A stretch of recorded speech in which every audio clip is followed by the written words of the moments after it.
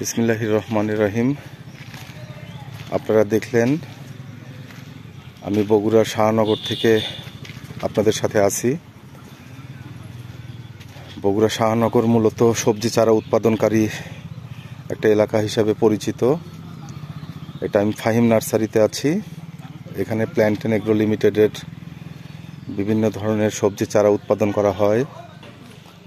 এখানে মরিচ, বেগুন, মিষ্টি কুমড়া, পেঁপে এই ধরনের চারা উৎপাদন হচ্ছে। তো ভালো চারা পেতে হলে বগুড়া শাহনগরে আপনারা যোগাযোগ করতে পারেন। ধন্যবাদ।